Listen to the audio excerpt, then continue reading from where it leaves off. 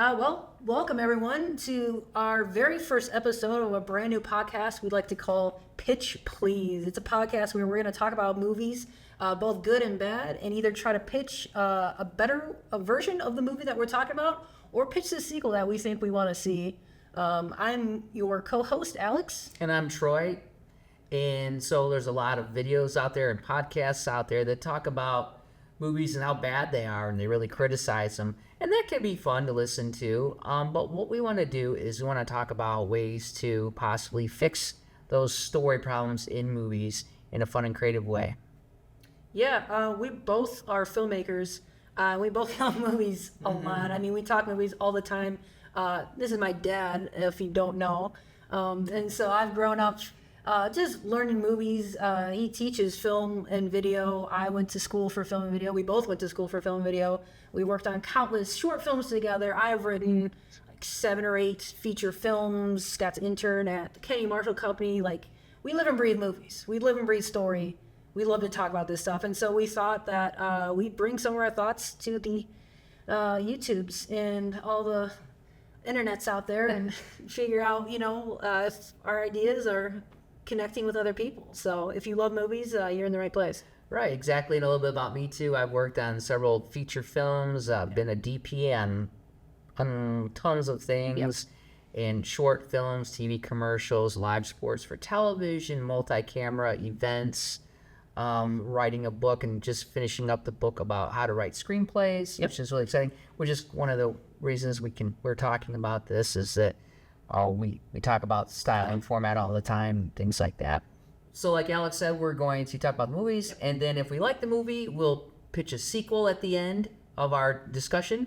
Mm-hmm. And if the movie was a bit problematic, we'll pitch a different version of the movie that came out, and we'll see if you like those pitches. Yeah, and in addition to pitching these movies, we'll also try to talk about just the little problems that, we find in the movie that exists, and just offer up like simple solutions we could think of that would have, solved that problem in the moment. So again, we're not trying to be the first people to see a brand new movie and be like, go see this or don't go see this. We think that you should see every movie that we talk about, good and bad, because everyone has different tastes. Everyone has different likes and dislikes. And so go watch these movies if you haven't seen them already. And if you have seen them, go watch them again, There's a lot that goes into making a movie, and it's really, really good if you can just support the filmmakers that make it and watch it, and then let us know what you think. Let us know if you agree or if you disagree, because we're not saying that we're right. We're just saying this is what we would have done. So, yeah. Absolutely. And so, without further ado, the first episode of Pitch Please.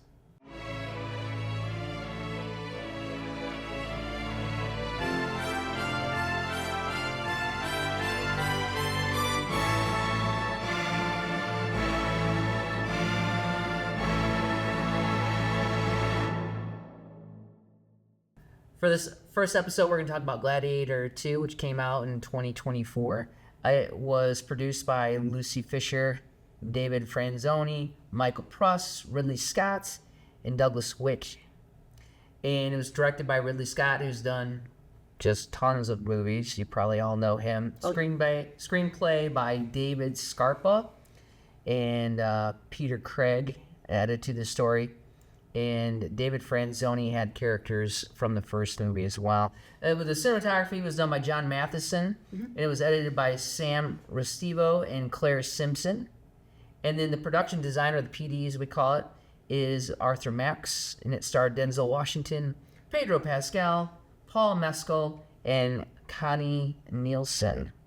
They didn't list the budget, but it's rumored to be around $300 million. If you don't know, that is an obscene amount of money. When I was looking this up, from what I read, the average, Marvel movie costs about $200 million. An Avengers level movie costs about $300 million. This is rumored to be about an Avengers level movie. So this is a crap ton of money. It's a lot of money. There's a lot of money in this movie. Absolutely.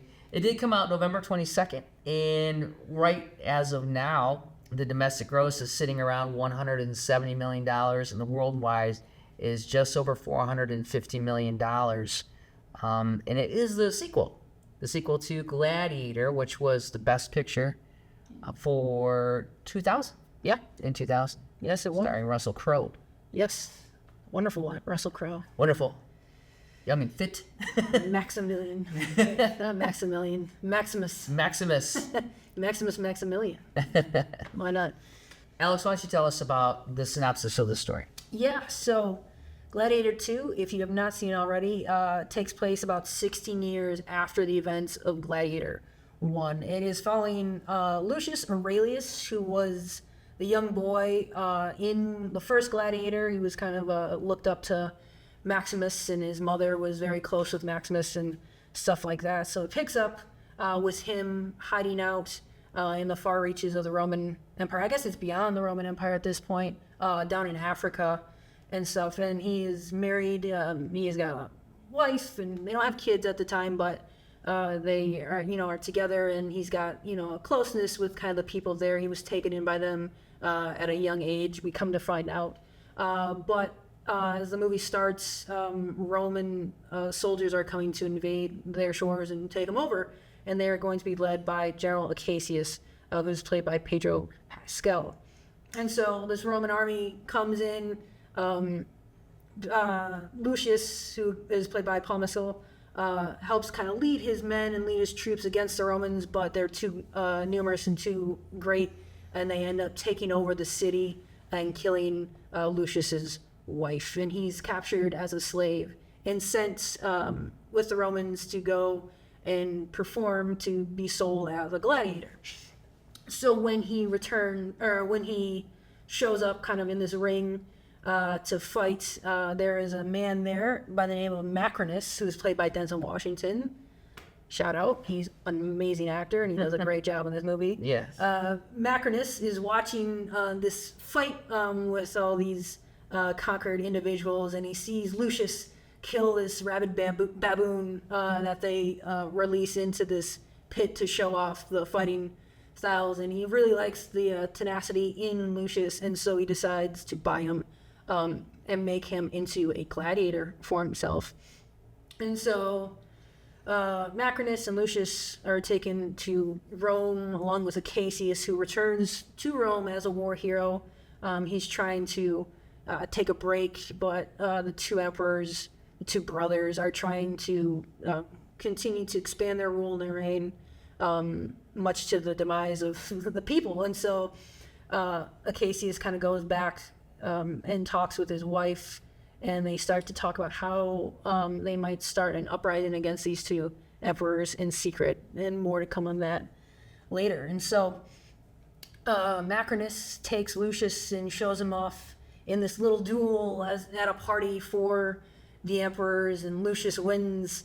He kind of reveals a little bit about himself, that he had this Roman upbringing, but doesn't really say where he's from. And Macrinus starts to think there might be more to this kid that we don't know yet, but he's not entirely sure. He just tells Lucius that if he fights for him, he'll give him whatever he wants. And Lucius says that he wants the head of General Acacius, because Acacius's men killed his wife. Clear and simple.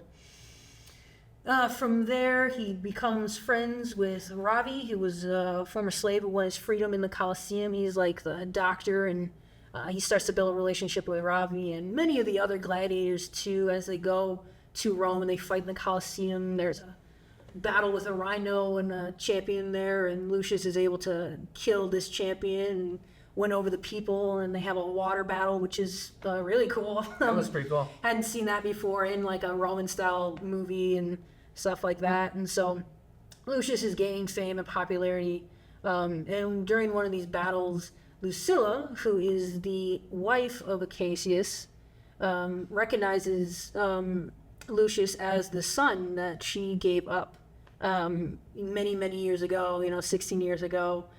And then she tries to reconnect with Lucius, but he wants nothing to do with her. He hates her and is just angry for her sending him away, even though she tells him like it was for his own protection, that when Maximus killed Commodus in the first one, Lucius was, the next in line for the throne, and there were many people who were tried to assassinate him. So she sent him away to, protect him, but he won't hear it, and he doesn't want anything to do with her. So Acacius and Lucilla are about ready to put their plan in motion to kind of overthrow the emperors and take over for Rome, for the good of Rome, for the good of the people. But Lucilla tells Acacius, hey, my son is here. You need to go save him first. And so Acacius agrees. But in secret, one of Lucilla's servants overheard this, and she decides to tell somebody who owes Macrinus, and he tips Macrinus off. Acacius and Lucilla are captured by Macrinus, who is then hailed by the two emperors and is given these honors and rights, even though he's a foreigner. And now he has the ear of both the emperors, and the emperors decide that they want to make a public execution of Acacius and show off, what happens when you go against Rome, when you go against the emperors. And so they make Acacius fight in the arena, and eventually he survives and kills off many men, but he eventually gets to Lucius, and Lucius finally gets the fight that he wants this whole time, gets to fight Acacius, and so the two fight. And then we find out from Acacius that he knows who Lucius is, and that he knows who his father is, which they say in the movie is Maximus, of all people. And Acacius throws down his swords and says he would have followed Maximus, to the ends of the earth, that he loved his father. And Lucius decides that he's not his enemy either, and throws down his swords. And so the emperors decide to shoot Acacius with many, many arrows from all around the Colosseum. What this does, because Acacius is so loved by the people, is that it kind of incites a riot in the entire city of Rome. And so the emperors hide out in their palace trying to get away. Macrinus is with them, and he ends up convincing one of the brothers to kill the other one, beheading him and taking sole rulership over rulership over Rome. Yeah, what the heck? And stuff. And so this brother who wins, I believe it was Caracalla. Caracalla. And so he names his pet monkey as chief counsel, and then Macrinus as second counsel, and Macrinus is able to convince the Senate to give him rule over the armies of Rome, essentially making him the emperor in place of the other one. I mean, yeah, he kind of takes over Rome at that point. And so they stage one final execution, which is going to be Lucilla, and they assign Lucius to protect her, one soldier against all the other Praetorian guards. But unbeknownst to them, Lucius and Ravi decide to make a plan where Ravi helps Lucius and all the other gladiators kind of out of their cells. Mm-hmm. And he goes off to find this army that Acacius had waiting to go storm Rome. He goes to bring them back, while Lucius and all the other gladiators come, and they fight through Praetorian guards. But sadly, Macrinus shoots an arrow and kills Lucilla's mom. And so it ends with Macrinus trying to make his escape, because he also kills Caracalla, the other emperor. Mm. And now he's left with sole command of the Roman army and no emperors in his way. So he tries to make his escape, but Lucius follows after him, and they face off at a bridge in front of both armies, where Lucius is able to kill his actual true enemy Macrinus and convinces the armies of Rome that they don't need to fight. They need to take up peace and throw down their arms. And that's kind of it for Gladiator II, and that's how it ends. That's Gladiator II. Yeah, that was a very long-winded synopsis. So sorry. But detailed, for very sure. Very detailed, yeah. Probably won't be that detailed in the future, because that's a lot. And yeah, go watch the movie. Mm-hmm. All right, let's talk about things you liked, things we didn't like, things that we would change. Yeah. So I thought the action was pretty good in it. The choreography for the action was pretty solid, and the fights were realistic. And I think in the first Gladiator movie, I was thrown by at that point in time there wasn't a lot of movies that had super fast editing, like cut, just smash cuts all over the place, and it was a little hard to follow on the big screen. Like on TV, you can follow it okay. Yeah. But how many years have passed? 24 years have passed. 25 now. And Yeah, 25 we're in now. 2025. Wow. So so the editing, pacing with the action worked out. I think it worked out well, and we're used to that style now. Yeah, absolutely. No, I agree. I think the action was a lot of fun. All the battles were really cool. I really liked the ship battle. That was something that I hadn't seen before. Like, you read history books and you know about how in the Coliseum they did perform, little like naval battles and stuff like that, and they'd flood it. But it was cool that they actually showed it.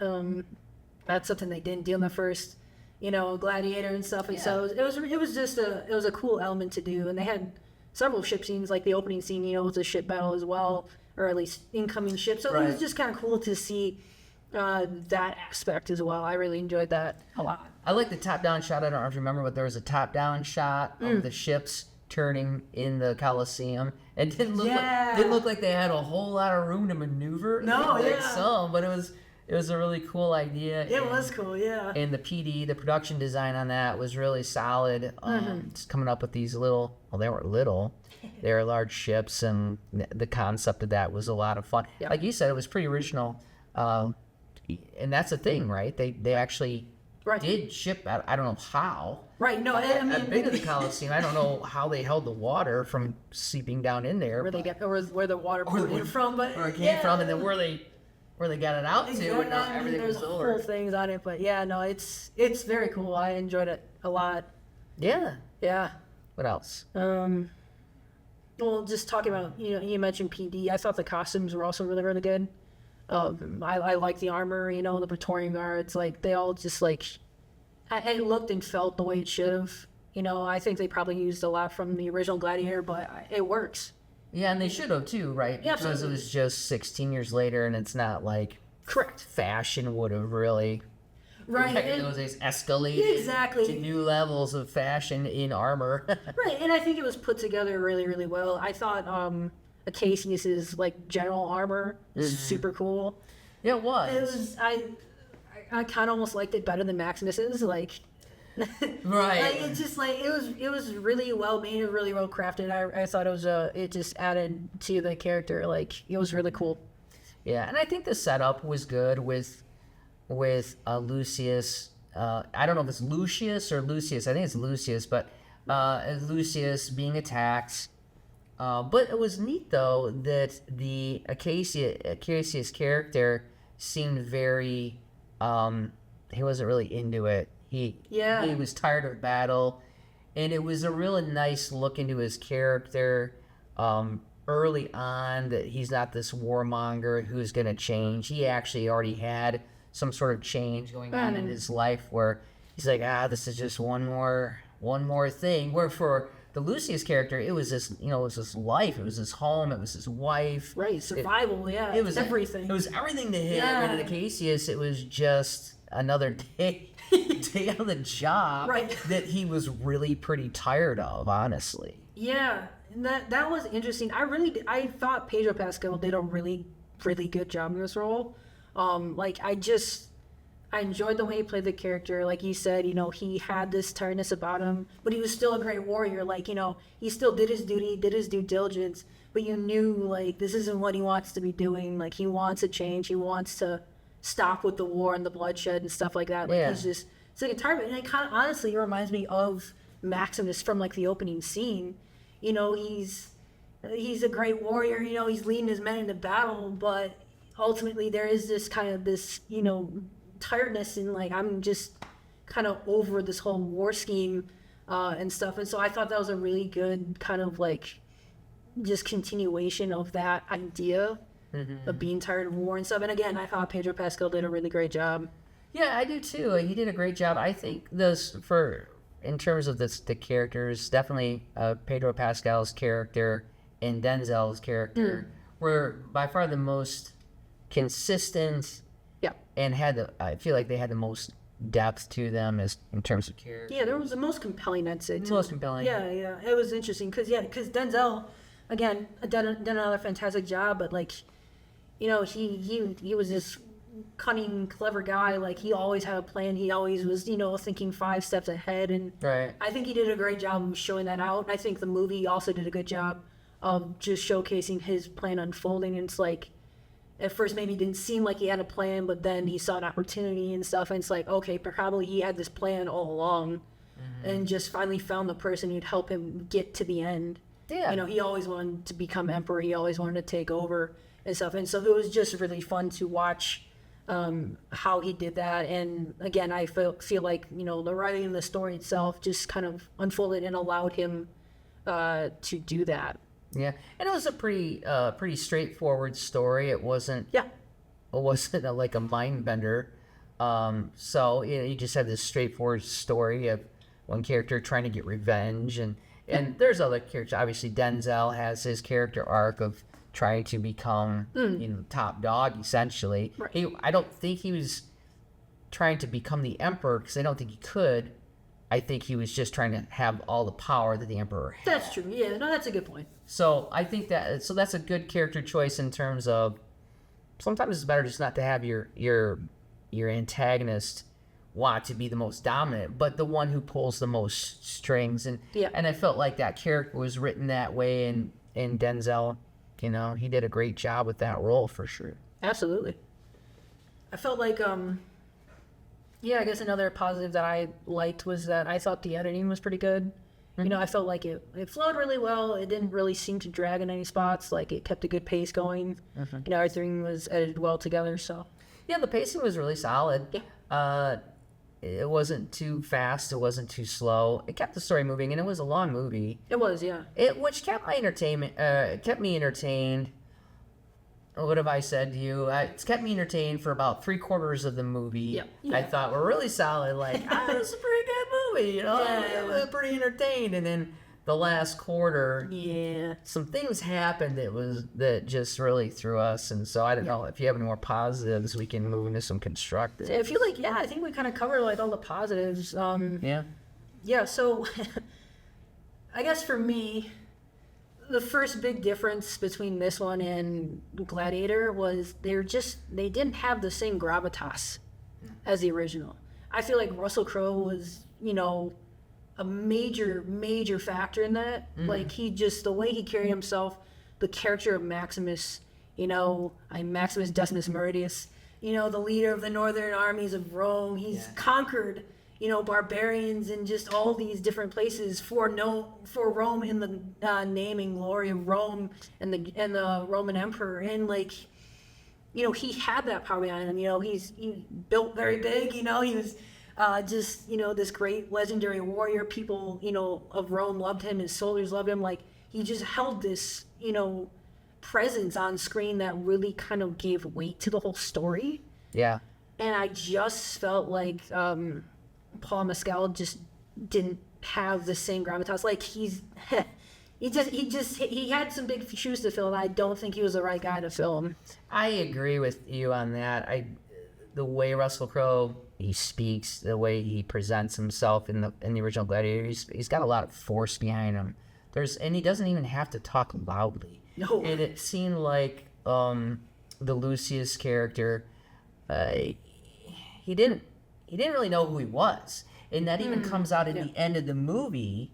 The spoiler alert for the very last thing he says is, what does he say? Father, talk to me, Father, or speak to me. Speak to me, Father, or something like that. Which Yeah. shows that he, as a character, he really doesn't have a future. He doesn't know what he wants. He doesn't know what he's going to do. He just has revenge on his mind, and even that revenge is kind of like, I don't know. I agree with you. The Paul Mescal was not nearly as strong of or imposing of a character as Russell Crowe's.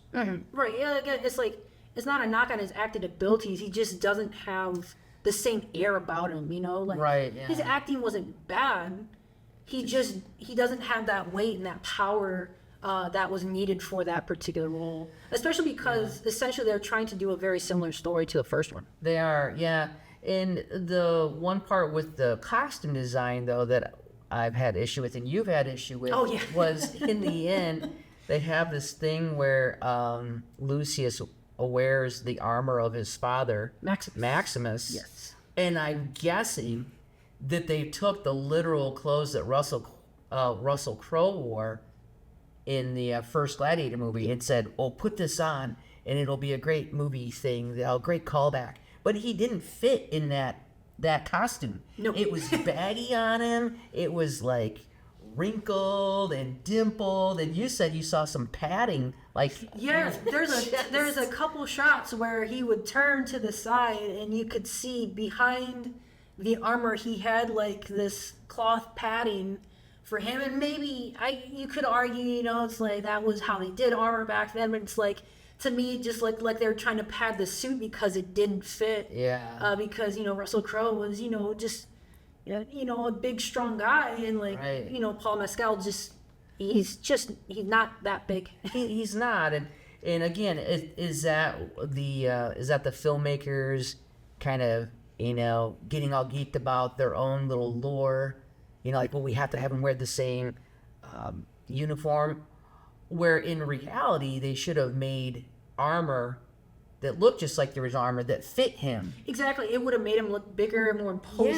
Yeah, it would have worked better. So I agree with that. So sometimes filmmakers, and I'm not trying to knock on them too much, because we all do this as filmmakers. It's like sometimes we do these things because it means something to us, but yet it doesn't really serve the story very well. So I actually think that that actually was one of the things towards the end of the movie that's like really kind of turned me off. Like, here this guy is riding into the big climactic battle at the end of during Act 3, and he can't even fill out his freaking suit.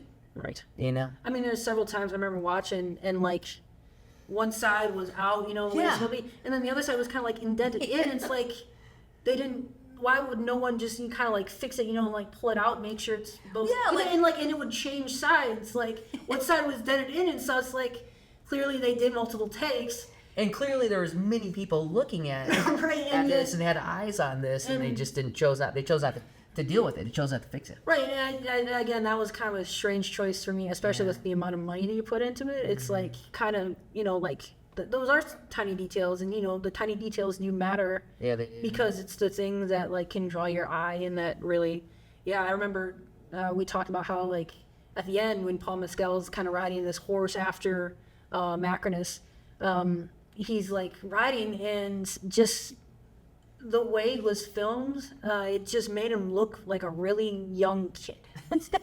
Not what you want. Like Definitely not what he's you want. supposed to be this leader, and it's just And like a straight battle warrior. yeah, and he Gladiator. just looked like a little kid on a horse, and like again, not knocking him, it's just it was too big for him. Like they needed to tailor it for him, and I don't know why they didn't. Yeah, but in terms of story, I thought things were really good up until we start getting into this part where what's the character? Denzel's character. Macrinus. So Macrinus is really starting to manipulate the brothers, and the brothers, I gotta say, they were a bit over the top. Yes, a They little were bit. so. They were more than they needed to be in terms of like outrageous. And I don't think that served the story well either, because they felt very weak and impotent in terms of they're just kind of silly, out of control. They didn't seem like tyrants, so the real ones in history, they were tyrannical, and these guys just seem like, I don't know, like bad teenagers or something. Yeah, for me, I feel like this has happened several times in Hollywood film. Is people I don't think fully understand what a tyrant is. Tyrants are great military leaders that usually take power by force through the use of the military. Usually they themselves are generals or great warriors of some kind that have the full support of the military. These two guys, they couldn't fight. Like They're just weak party animals, they're like childish little babies. party boys that were just for some reason given the emperorship, and they could easily have been killed and overthrown, and like no one would have cared, especially too because they said the people hated them, and it didn't seem like the army was really behind them other than the fact that they're the emperors, so that's what you do. They weren't tyrants in my mind at all. Right. So how would you solve that problem? I mean, you make them you make them great warriors. You give them strength. It's like these are two brothers that can fight. Maybe they lead conquests and stuff, and then they come back to Rome, and then it's like, oh, I don't like this servant, and then they just kill him. Like, Yeah. you know, that's something. But because you gotta give them a reason to be dangerous. They didn't have any reason to be dangerous whatsoever because they were never made dangerous in the first place and stuff. And so just like, yeah, adding some form of, you know, strength to them of like, hey, these guys are insane. They're essentially psychopaths because they're these, you know, killers who have, you know, used the army to conquer, and they themselves are warriors and fighters. Like, who wants to go up against this guy because he'll just kill you on a whim, you know, and each brother might kill each other. Like, we don't know. And so, like, that to me would have added so much, so many stakes to the movie, and just, like, added a lot more tension, and just made it feel more real. Yeah, I agree with you because it's if you took some actors that were tall and muscular and had some real force behind them, and you put in a few scenes in the movie, like you said, they go out to battle, they're ferocious, they dominate on the battlefield, and then the next scene they come back, they're hanging out, they're drunk, they're being stupid, and then they just kill someone that they, you know, one of their servants for fun.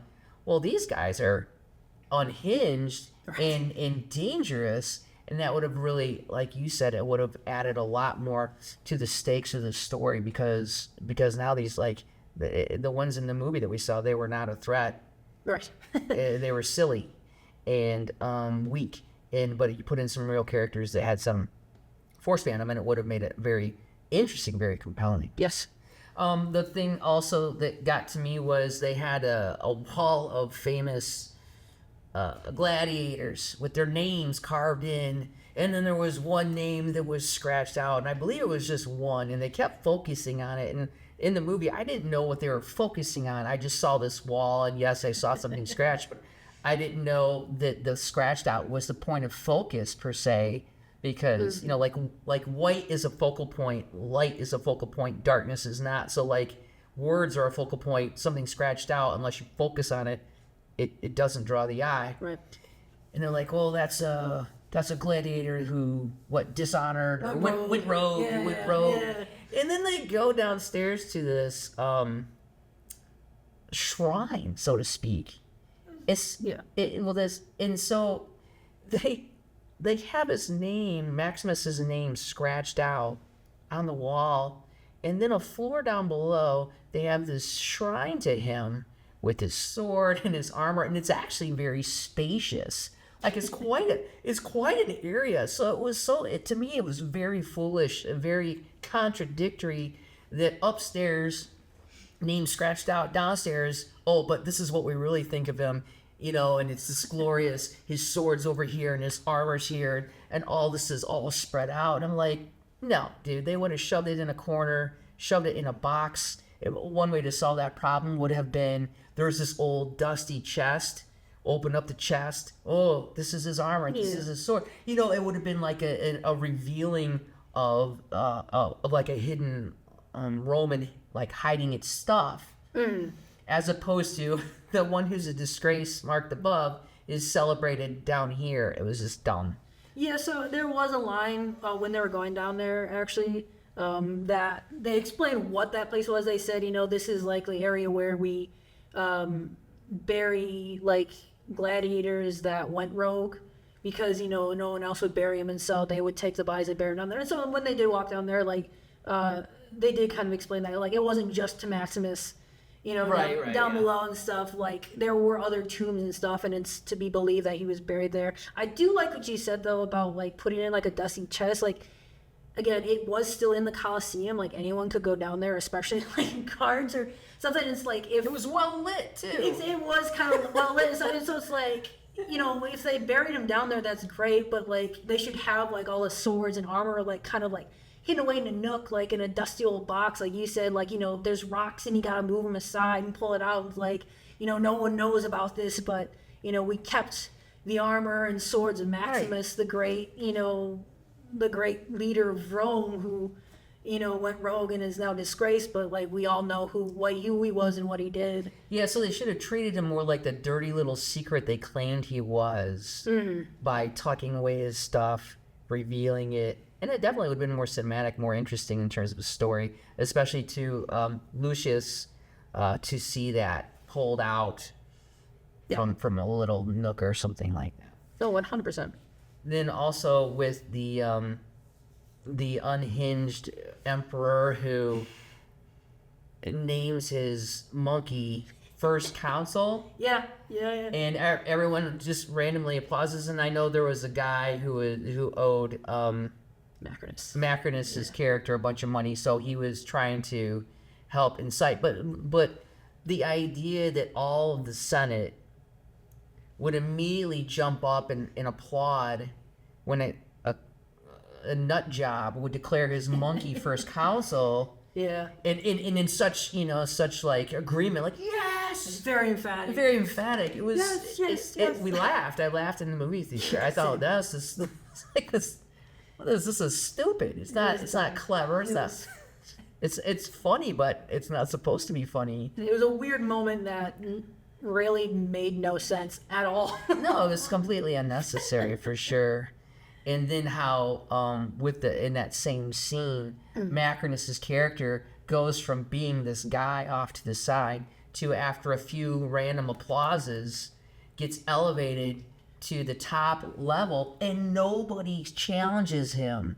He's like, I'm going to do this and I'm going to do that and I'm going to take control of this army and that army. And no one's like in disagreement. Now, maybe it's because you're staring down the barrel of a 3-hour movie and you're like, well, we got to move the story along. Yeah. But I mean, that could be. 100%. No, It's like, hey, absolutely. we gotta wrap this thing up. Let's just get him to the top. Let's just get him up there. But in terms of story design and story and character design, it was that whole scene was just ill-conceived in my mind, where you got the monkey, you got the crazy emperor, the monkey, and then you've got Macrinus rising basically from this side position to the very top, and everyone is in emphatic agreement, and it's like, well, don't agree. Yeah, no, something that I think we gotta remind ourselves about stories that, story should still follow some sort of logic. And like there are times when scenes and stuff like that, and that's one of those scenes that just like it was put in there on a whim. It feels like almost like it doesn't follow the same logic as the rest of the movie and stuff. And it's like you can come up with whatever rules you want, but ultimately you have to follow your own logic and own rules and stuff. And it's like scenes like that, they don't make sense. They don't add to the story. They don't seem to add to the character. It's just like, I guess it technically adds to the story because now he's got power to call. It escalates the story. I don't know if it adds to the story. It just moves it along in a very convenient way. It moved it forward without offering any real reason to move it forward. Yeah, it's kind of moved it forward. So we have a thing that we talk about. We call them little kid questions. Questions. These expose plot holes, and a little kid will always ask why. Well, why did this happen? Why did that happen? Well, that doesn't make sense. And so when you look into a story, and you ask these little quick kid questions like, well, why didn't anybody stand up and say something? Yeah.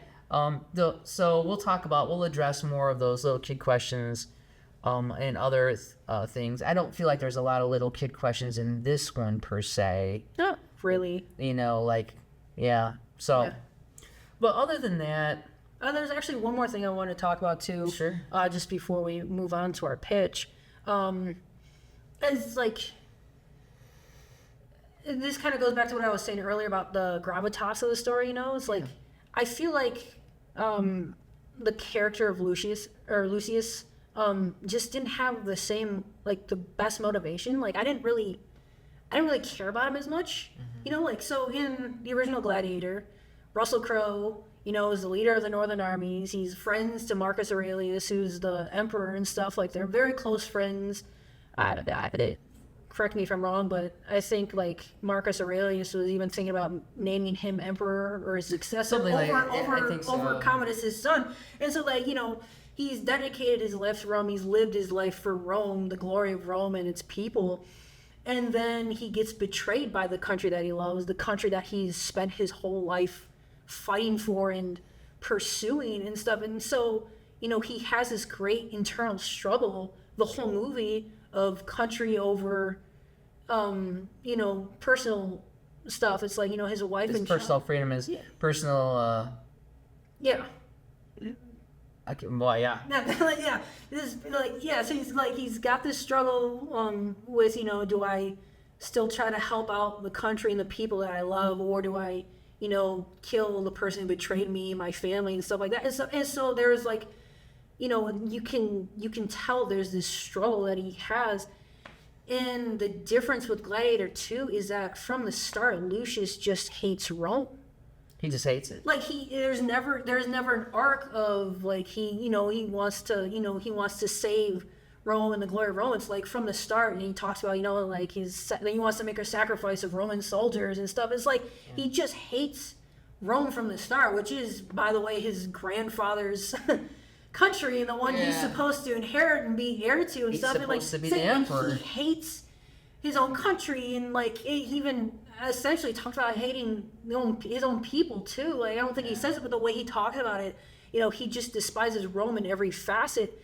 And so it's just really hard for me to get behind him, because it's like he wasn't ever betrayed. When his wife is killed by Roman soldiers, it's not like oh my gosh, it's not like they betrayed me. I've stood for Rome for all this time, and all of a sudden a Roman soldier slays my wife. Like It was the enemy. The enemy killed his yeah, wife. the enemy killed his wife, and so it's like, I mean, he wanted to get revenge from the start. Like I never felt like there was that big thing, and so I just feel like that could have been stronger. Like if he had just held on to this belief that Rome could be something great, and that he doesn't hate Rome, just straight up, but like, he has some love for it or the people or something, or is like, I want to fight for the freedom of Rome, and then, Rome kills his wife and, kills off his village. It's like, okay, well now maybe I don't want freedom from Rome, maybe I just want revenge. Like, to me, that's a more compelling character, a more compelling story. I agree. And to be honest, the idea of revenge being the only driving force of the character is pretty weak. I mean, it's the essence of many a story, but we really need to add more to that concept of revenge. Yeah. To make a more interesting story, a fuller character. So, like in the original Gladiator, like you said, he wants revenge, but he also loves the country, and he's torn, and that's a great aspect for a character to be torn and for him to have to figure these things out and these emotions out. Where, like you said, Lucius was just, he's like, I hate him. I want them all dead. Yeah. Well, okay. I mean, I guess that. There's nothing wrong with that idea, but it's pretty baseline in terms of character-driven force, Right. Okay. Actually, I found just in our notes here, about some little key questions. Okay. Well, first off, there was one little moment. Oh, what's yours? Oh, so one of the things that bothered me was another point to the weakness of Lucius as a character is the very ending of the movie. So he gets his revenge, and he does his thing, and then he goes back to the Colosseum. And the little kid question there is nobody at the Colosseum? Does nobody see him walk in? Are the doors just open? It's after hours. It's after hours at the Colosseum. You just walk right in. And he goes up and he sees the blood on the ship. And then he reaches in the ground, grabs dirt like from Gladiator 1 and says, speak to me, Father. And then it cuts to black, and it's so unsatisfying that this guy he ends it saying he has no goal, he has no vision, there's no completion. He's just lost. And how that was so unsatisfying. It's like, you're lost? Like, you just accomplished your goals, you got your revenge, you shouldn't be lost. Right. Yeah. And actually, speaking on the Holy in the Dirt, just this happens earlier in the movie, and it just kind of like, I found very weird. Again, story logic. He's in his first battle in the Colosseum. He's facing a rhino with several other people. This rhino is already out about charging people. He's got two swords in his hands, like they're like in the middle of the fight, and then he puts the swords first into the ground to grab dirt and rub it in his hands. To me, I thought that was a really weird thing. That again, like Maximus did that at the beginning of every fight. Like, you don't stop in the middle of the fight to grab some dirt and rub your hands and stuff. And so it's like, again, just putting that moment at the beginning of the fight would have been so much better and made so much more sense, because it would have made sense. The reason that they had him hold the dirt like that and stuff was because that's when Lucilla realizes that that's Lucius. And then that's her son because he does what Maximus does, Right. and then she recognizes him. How much more intense would that have been if he had done that at the beginning of this fight before this rhino comes out mauling people and saying I'm splattering? She's like, that's my son. And then a rhino comes out and is like, oh my gosh, he's gonna die. That would have been great. way more interesting than halfway through this fight he decides to rub some dirt on his hands and then go back to fighting. Like, yeah, the timing of that was I didn't even fall in line with the first movie, just like you said. Yeah. Like I think your point is a great point. Yeah. You rub your Thank you. hands in the beginning, you do all the stuff. She realizes it's his son or it's her son. Yeah. Then a rhino comes out, and now she's really freaked out. Because her son's about to Because die. her son, who she has missed her son for 16 years. Oh, there he is. Oh no, he's gonna die. I mean, that's a great a lot of emotional stakes there. If it was done that way. Exactly, And it was a missed opportunity. Yeah, and it's just a simple edit change. Just a simple edit just change. move that to the beginning. Like reshoot a shot. Stands in and it's like prepare and stuff, and he does the thing. And then you see her realize, oh my gosh, that's the son I sent away 16 years ago.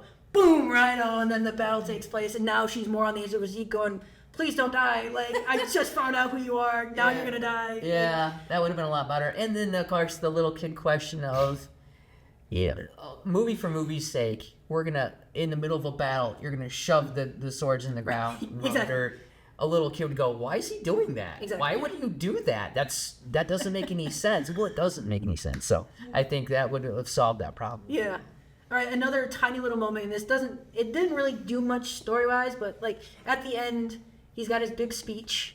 He's like, we should all, put our swords away and then, choose peace. And so what happens is it cuts to several soldiers who have their swords out, and they decide to put them back in their sheaths.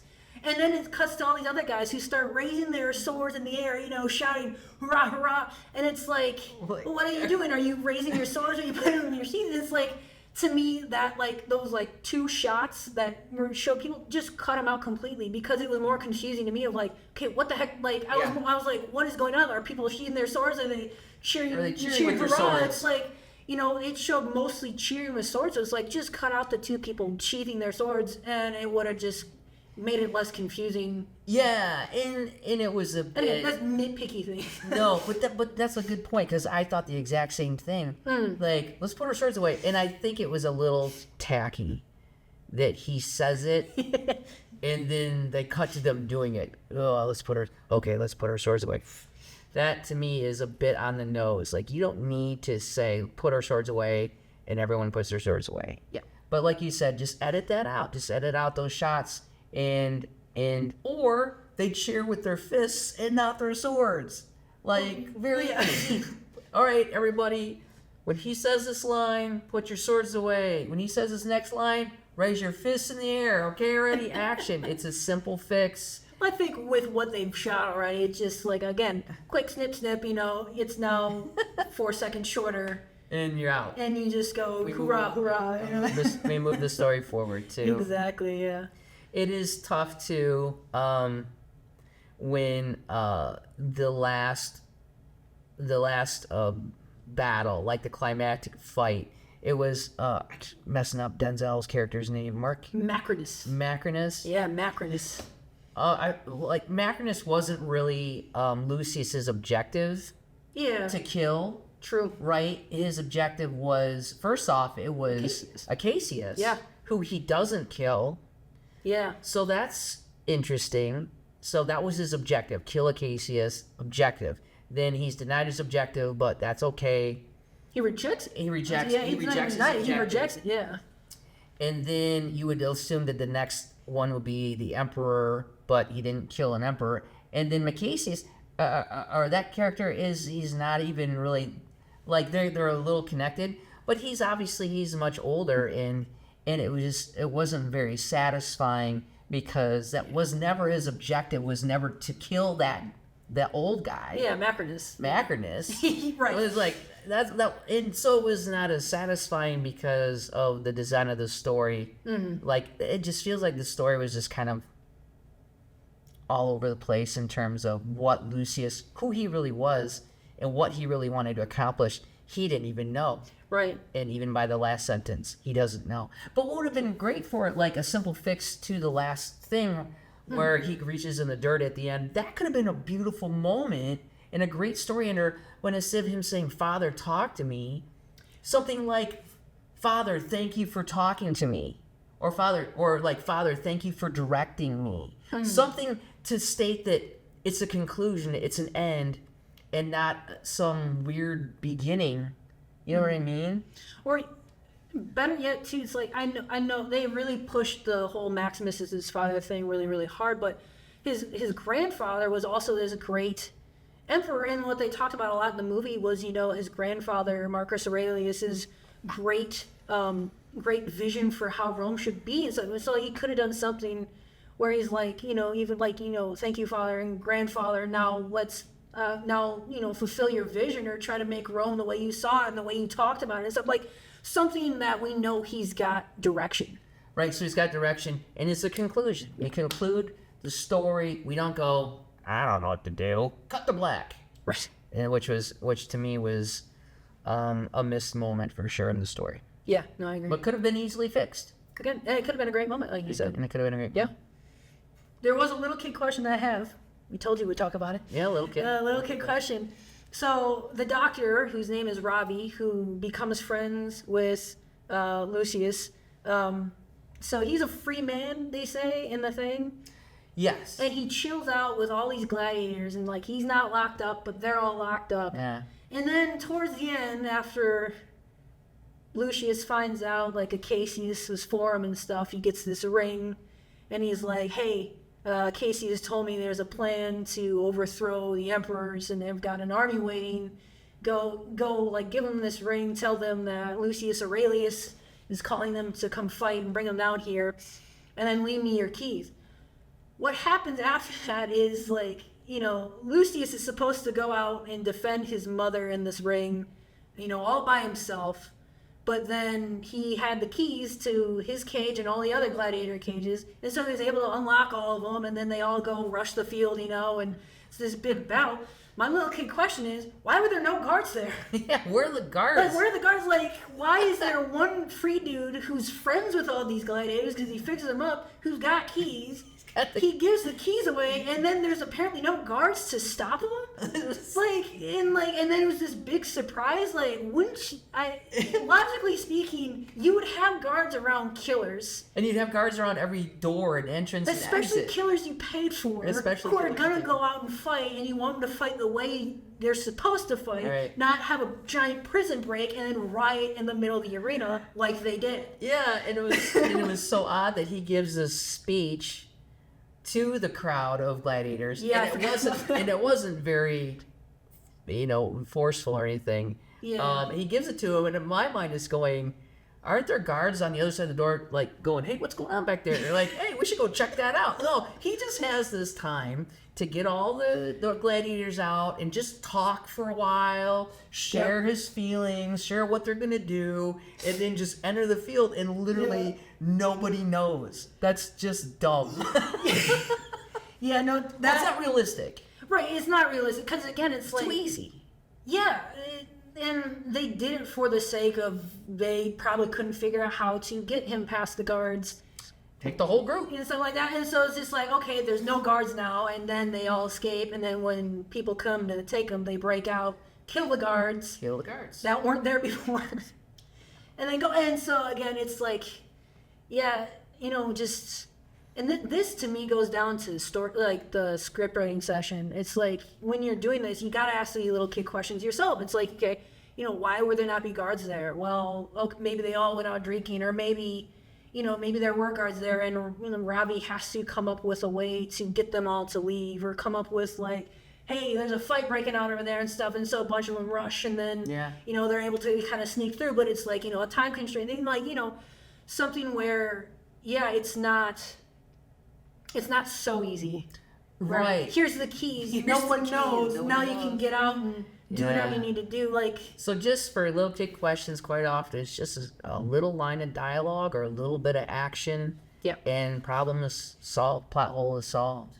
And usually, what we both found, just writing our own scripts, is that little kid questions and story holes like this come up when you try to explain what your thought was behind a scene or a vision.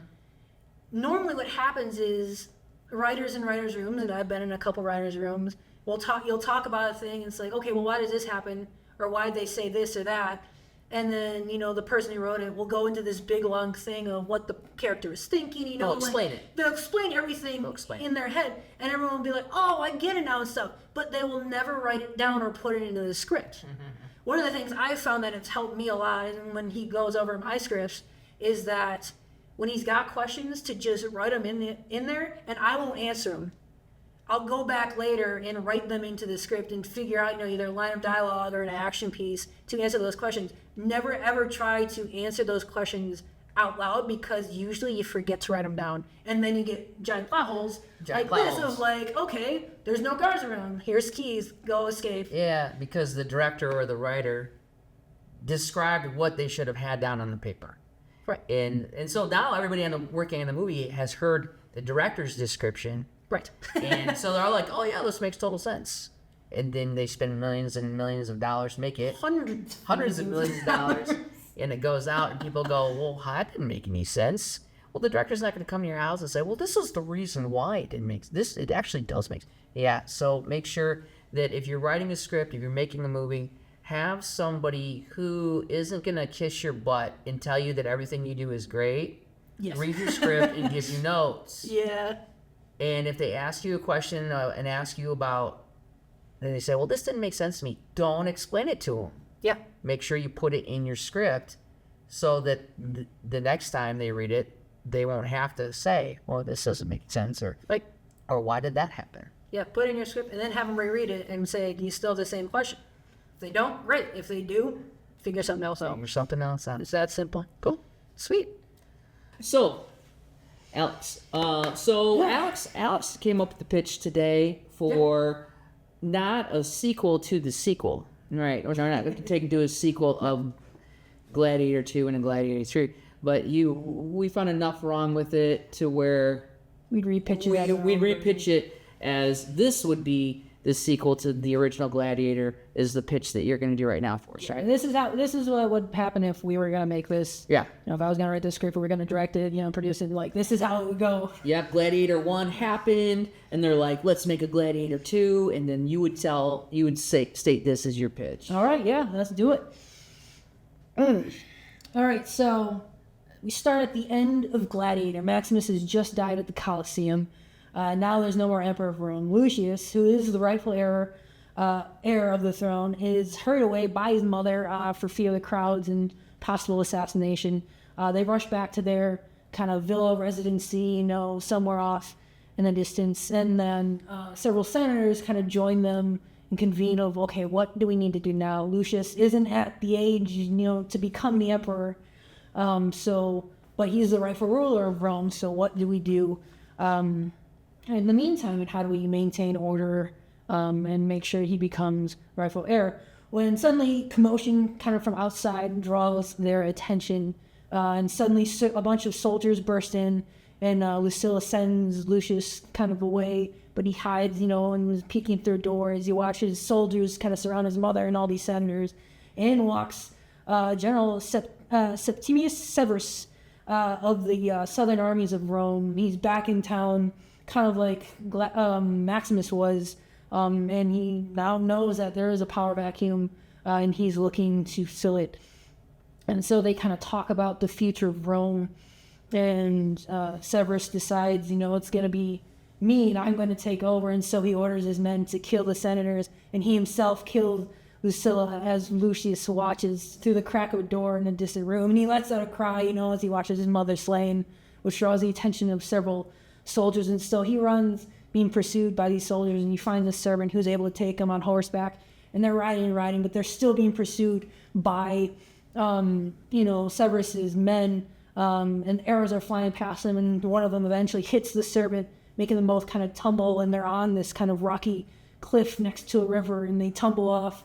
The servant's dead, Lucius falls, and he tumbles down into the river below on the cliff, and the soldiers look, but they can't see a body because it's dark out, and so they just assume that he's dead, and they go back to their master. The next day, we find Lucius is kind of washed up on the river to this village down the way. It's a village that is owned by Rome, but it's full of a bunch of slaves that just do hard labor. He's found by this man who sees, sees him as, this kind of the strong boy, wants to protect him and take care of him, so he brings him back, and the soldier is, asking, where did you get this kid? And he said, don't worry, he'll work hard, he'll be strong and stuff. And so he kind of takes him in, and Lucius becomes essentially a slave for Rome, but he holds on to this image of his mother getting slain by Severus. And so that's kind of the initial setup, and then it'll jump again probably about 16 years or so into the future, and now Lucius is, older, stronger, bigger now. He's still a slave in this town, but they all know him, they all follow him, respect him, and in his time he's been kind of following Roman techniques of battle stars and teaching himself to fight in secret, so he knows how to fight a little bit, and he still holds on to this rage, and he decides he's going to lead an uprising with his little village, and so he convinces everyone to follow him and to go on an uprising, but of course they're ill-prepared and ill-armed, and they're quickly stopped, and so they're going to execute all the uprisers publicly in front of the village to show what happens when you go against Rome. But Lucius decides to fight back, and he ends up killing one of the soldiers trying to hold him down, and so they're about to execute him when there is a nearby stable master for gladiators who notices him kill, and so he decides, I want him to come, and I'll pay handsomely, to have him as my gladiator, and so he gets sold into slavery. And as he's being carted away, they kill the rest of his men that followed him into this uprising. So now he's got, again, this just seething rage as, these soldiers killed his new family in front of him and killed his mother too. And so kind of like going back into Gladiator I style, he starts to work his way up through the ranks of the gladiator pool, eventually making it to the Colosseum. Now, as the B story, we find out that Severus has been ruling as a tyrant as well, but again, he's this strong, kind of crazy ruler who, he's been conquering many places, and he's kind of psychotic and, is trying to kill people and stuff, and so the people really don't like him because they're not, seeing any strength or any, ease on their own selves and stuff, and so what they but no one is willing to stand up to him because he is crazy and he is too well versed in the art of the sword. So he decides to once again try to placate the people by calling up more games, and Lucius, who's been making his way up through the ranks, is called into the Colosseum to fight. And so some more battles happen. We find out that the Senate is trying to figure out a way to convince, the people to rise up against the army and against Severus and try to place their own ruler. And what ends up happening is that Lucius performs so well that Severus, like in the first Gladiator with Commodus and Maximus, goes, Gladiator, who are you? And Lucius decides to reveal who he truly is and calls, says he's Lucius Aurelius, the rightful heir to the throne of Rome, the rightful emperor, grandson of Marcus Aurelius.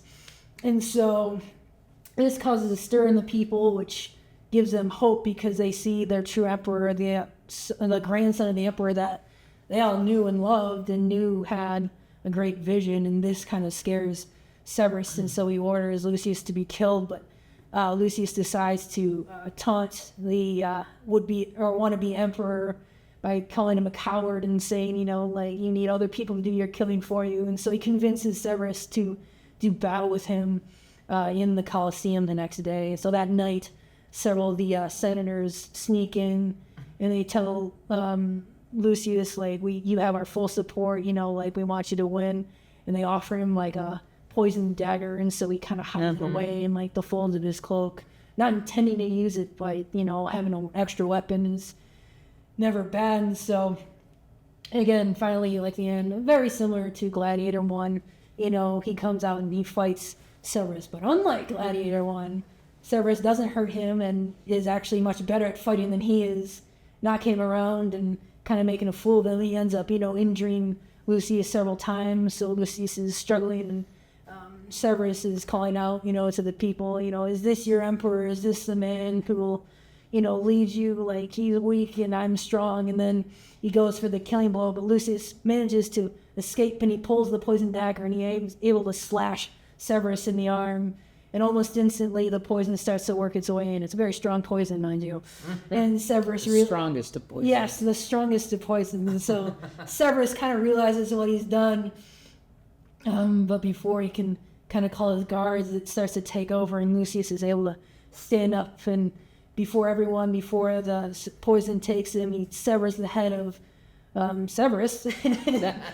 And he holds it up, and everyone cheers. And then the soldiers, not knowing what to do because their emperor and their military leader is dead, just kind of join in with the cheering, and they make him emperor. And that is Gladiator II, Alex Smith style. There you go. Thank you. Cool. Hey, thanks for joining us on our first podcast. We hope you enjoyed it.